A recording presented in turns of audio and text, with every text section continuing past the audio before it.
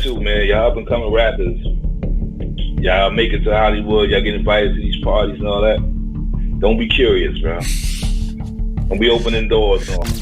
Yes. Do I believe there's people behind the scenes that are homosexuals that are pushing buttons? Yes. In order to push the button for you? Absolutely. And this is part of it. You just saw one of the gay Mafia members. That's who he is. That's who Puffy is. You might just see a rapper, right? Looking at another rapper, you might think it's like he looking at a like he got a problem, right? But nah, he really looking at him like a man fan. There's a lot of man fans in hip hop, man. While it's no brainer that being gay isn't a big deal in most circles these days, the hip hop world seems to carry a different perspective, and if some legends are to be believed, an even darker reality, the so-called gay mafia. And this is part of it. You just saw one of the gay Mafia members. That's who he is. That's who Puffy is. This mysterious, influential group is said to operate in the shadows, controlling narratives and creating intense pressure within the industry. And over the years, a few iconic rappers have boldly sounded the alarm, claiming this hidden faction casts a serious shadow over hip-hop. Some say these warnings have come at a high price, with rappers allegedly losing street cred, respect, and in certain cases, even their lives. Take Coolio, for instance. Rumor has it he paid the ultimate price after calling them out.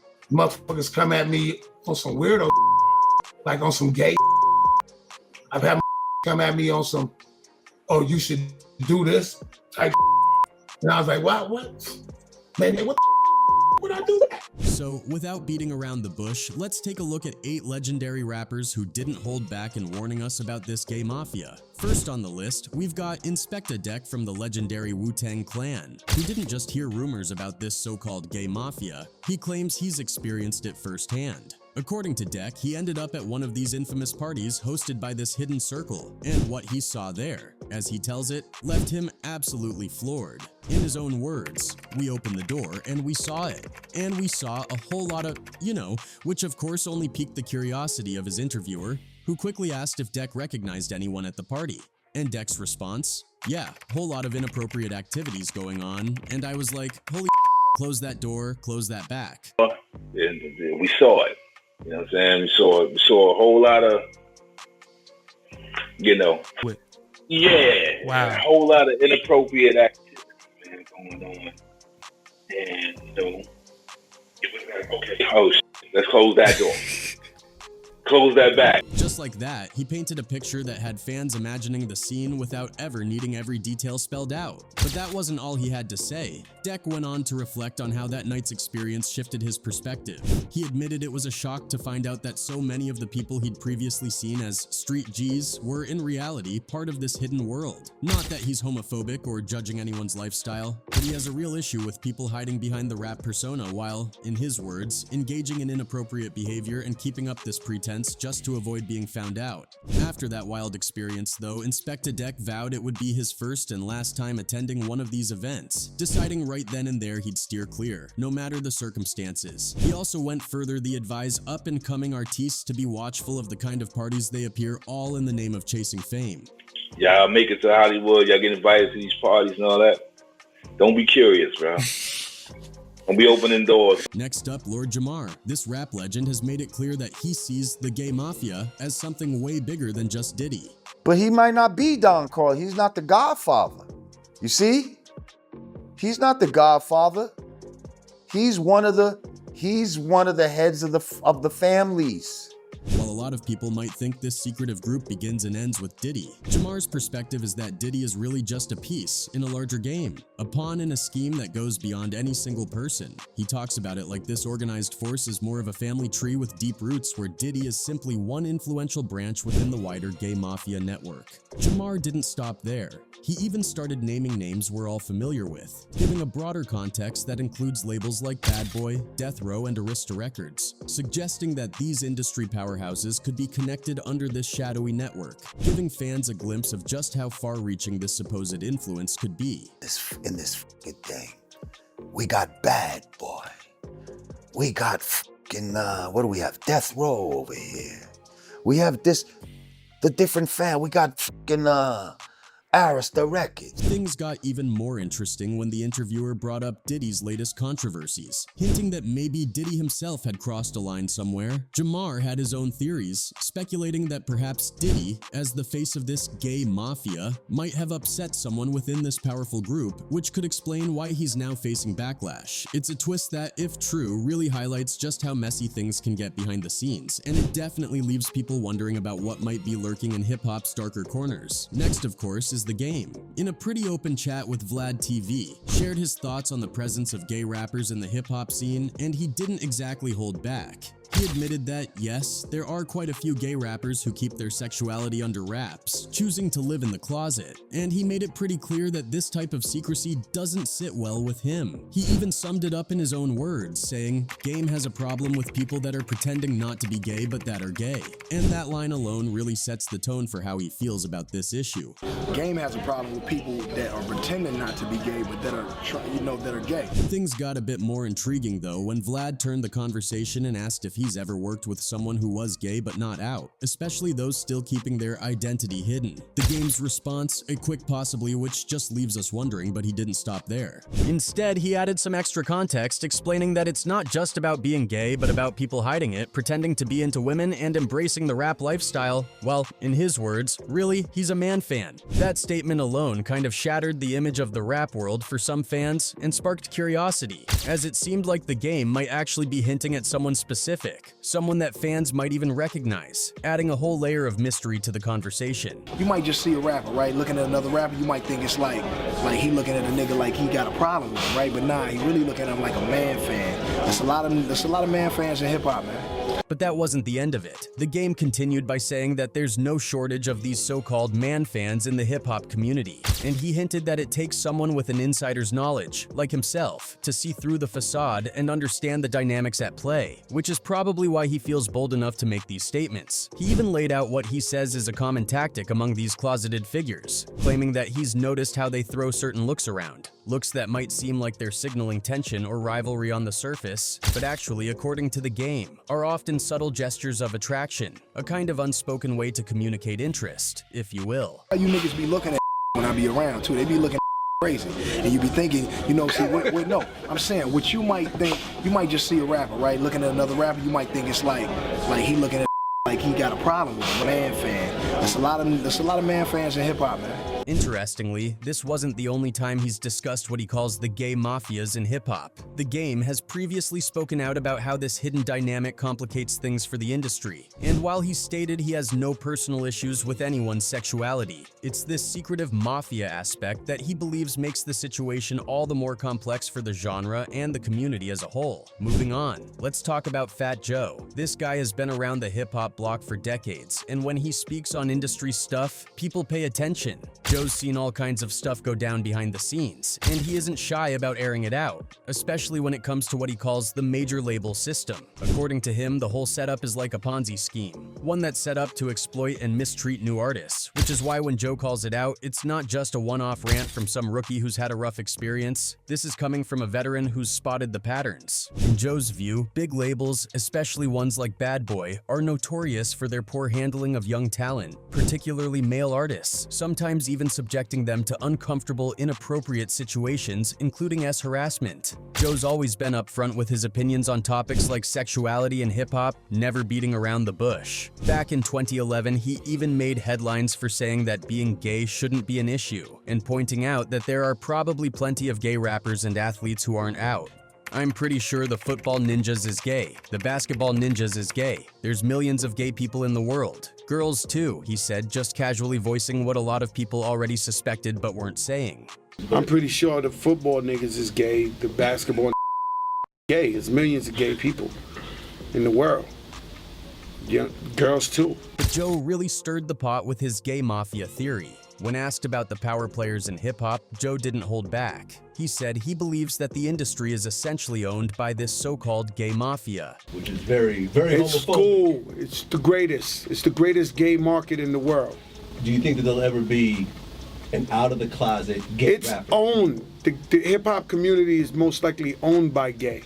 Now, he wasn't pointing at rappers themselves, but rather at the powerhouses behind the scenes. The editors, radio executives, award show organizers. These people hold the keys to the industry. And in Joe's eyes, they all seem to be part of this invisible network, calling the shots and deciding who rises or falls. Joe didn't name any names, but it's hard not to wonder if Diddy was one of the people he had in mind, especially given all the whispers and allegations that have surrounded Diddy for years. With his reputation and the ongoing rumors, it's not a huge stretch to think Joe might have been hinting in that direction. But Joe wasn't just calling out Diddy or any one person specifically. He was calling out the entire system, one that, in his words, chews up young, hungry artists and spits them out without a second thought. And when you add in the stories of harassment and inappropriate behavior, it paints a pretty rough picture of what's happening behind the scenes. So while Joe didn't directly call out Diddy, it's hard not to make that connection. Diddy's had his fair share of shady accusations, and with the lawsuits and allegations adding up, Joe's words carry even more weight these days. Whether or not the gay mafia theory is accurate, it's obvious that the music industry has some dark layers, and Fat Joe isn't scared to call it out. And who knows, maybe his words will push more artists to come forward and tell their stories too. Next, we have someone who's never shied away from stirring up the conversation around the so-called gay mafia in the music industry. And yes, we're talking about none other than 50 Cent, who seems to make a point of calling out Diddy whenever he gets the chance. So 50 Cent is no stranger to this topic.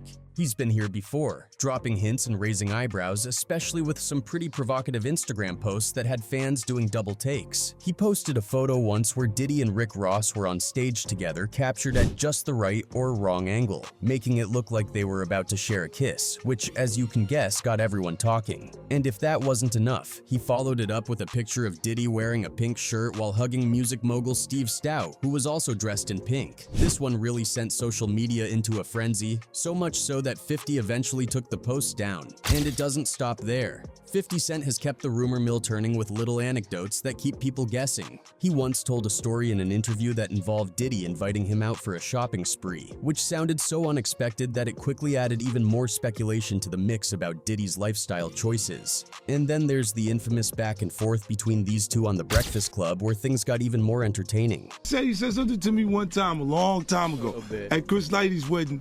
He told me he'd take me shopping. I looked at him like, what'd you just say? Let me move, man, before I do something. In a memorable clip from that show, 50 Cent admitted that the whole thing just felt strange to him, but as usual, Diddy had his own take on it. He brushed it off in a lighthearted way, saying, "Yeah, I thought he needed some clothes, but I'm a nice guy. I don't have no beef with 50. He loves me. He loves me." You can almost hear the crowd reacting to that one. I thought he needed some clothes. What? I'm a nice guy. Yo, why are you with Fifth? With Fifth, he loves me. He loves me. Do y'all really can't have see a it? beef? I mean, y'all can't see it. No, we can't see Y'all it, can't man. see that he loves me. So it's no surprise that 50's playful jabs and Diddy's equally casual comebacks only keep fueling the chatter about what's really going on in Diddy's world, leaving fans and the industry buzzing with speculation and curiosity. And then we have Exhibit, who dropped some truly jaw-dropping claims about Diddy's alleged taste for the gay club scene, sparking all kinds of curiosity and speculation among fans who are now wondering if there's more going on behind the scenes with the music mogul. We got invited to a Puffy party, the New Year's Eve party. Went to the party, you know. All dudes? In an interview on Sirius's Foxhole Radio, Exhibit took everyone by surprise when he shared a story about a New Year's Eve in Miami that turned into an unexpected adventure he won't soon forget. It all started out pretty typically at a house party where Exhibit was hanging out with none other than Karine Superhead Steffens. But things got interesting fast when apparently Diddy didn't appreciate Exhibit's attention on her. Next thing X knew, Diddy had rounded everyone up to pile into a car for a strangely silent drive to another location, which Exhibit didn't think much of at the time. But it quickly turned out to be a whole other scene than what he expected. Puffy calls me outside. He's like, "Hey man, you know that girl you know about the girl you." I was like, "Yeah, nigga, yeah, everybody know, but you know what I'm saying? What's happening?" You know, he's like, that's the devil, man." When they arrived, they slipped in through the back entrance straight into the VIP lounge, which Exhibit noted was completely empty, while the main part of the club was packed and lively, creating a vibe that already felt a little off. Diddy soon disappeared, leaving Exhibit and Superhead to enjoy their drinks, but that's when things started getting weird. According to Exhibit, Superhead pointed toward the corner, where he caught sight of two guys making out, which already seemed out of place to him, and then she pointed again, and this time, Exhibit was shocked to see a guy dancing completely naked. Feeling totally uncomfortable, Exhibit decided he'd seen enough and didn't want to stick around. He made a hasty exit, saying later that they bounced out of there real quick, without even bothering to say goodbye to anyone. Reflecting on it, he added with a shrug, "You can chalk it up to being in Miami or whatever, but I've been to tons of clubs, and I've never accidentally walked into a place with that kind of vibe." Needless to say, this wild night left quite an impression on him, and after hearing him spill these details, it's no wonder everyone's buzzing about Exhibit's strange night out with Diddy and what it might reveal. Next up, we have Coolio, whose story took a tragic turn and ended with his untimely death. Coolio once shared that while he was in the spotlight, he never dealt directly with the big players in the industry. Instead, middlemen, shady figures he described as messengers, were sent his way, carrying cryptic demands and requests that he found unsettling. At first, he thought these were moves from the so-called Illuminati, and it struck him as strange that these high-ranking elites didn't reach out personally, relying instead on these shadowy go-betweens. They pressured him to take part in actions he described as disturbing and inhumane, things that deeply shook him and made him question what it really took to make it big in Hollywood. Coolio chose to stand his ground, deciding he wouldn't play along and hoping that this stance would benefit both him and the industry. However, his defiance didn't go over well, and he faced severe consequences. On some weirdo, like on some gay. I've had my come at me on some, "Oh, you should do this" type. Hollywood's elite, according to Coolio, turned against him, going so far as to cancel him and, as he claimed, doing everything possible to tear him down. Things escalated to the point where he was jailed on charges he believed were completely fabricated. Okay, well then, let me pay to have it tested, just so I can clear my name and to know that I am not that dumb. Coolio hinted that this incident wasn't the only backlash he endured, but he refrained from going into further detail, admitting that he feared these powerful figures. In that same interview, his fear was palpable, not just for his own safety, but for his family's well-being. He realized that the more he spoke out, the more danger he could be inviting, and so he eventually chose silence to protect his loved ones. However, rumors of the industry's shady, manipulative practices lingered, barely scratching the surface of what he had experienced. Then, just as if in some grim warning, the death threats started coming. And before long, Coolio was gone, found dead under mysterious circumstances, leaving fans with a trail of unanswered questions and suspicions. Last but certainly not least, let's talk about someone who isn't exactly a rapper but sure has a lot of knowledge about the gay mafia and their secrets. We're talking about none other than Gene Deal, Diddy's former bodyguard. Since Diddy is pretty much the one person everyone points to when the gay mafia comes up, Gene's insights have sparked tons of speculation. In an interview, he shared some jaw-dropping stories from his days working for Diddy. And one of the wildest ones involves a moment when he witnessed Diddy and another well-known rapper, who he didn't name, bolting out of a hotel room completely naked while Gene was on duty at the door. Just imagine that scene, and it doesn't stop there. Gene also recalled an unexpected trip to a supermarket where Diddy picked up some pretty bold items, like off the shelf. According to Gene, Diddy casually handed a stack of cash to the cashier and strolled out with the toys like it was just another day. Stories like these paint a picture of a very unconventional lifestyle and have kept the rumors about Diddy's private life swirling for years. Adding more fuel to the fire, Jaguar Wright also made some allegations about a lawyer friend who had a rather unexpected encounter with Diddy and another man in a very compromising situation. That man turned out to be Christopher Williams, and according to Wright, the lawyer walked in on Williams performing a certain act on Diddy, which was enough to leave fans with their jaws dropped. These wild stories have really got fans buzzing. I mean, at this point, it's tough to say who could be hiding their true identity in the industry. Many believe that the secrecy and whispered happenings in hip-hop are a reflection of the pressures to keep up appearances in such a rigid, image-driven world.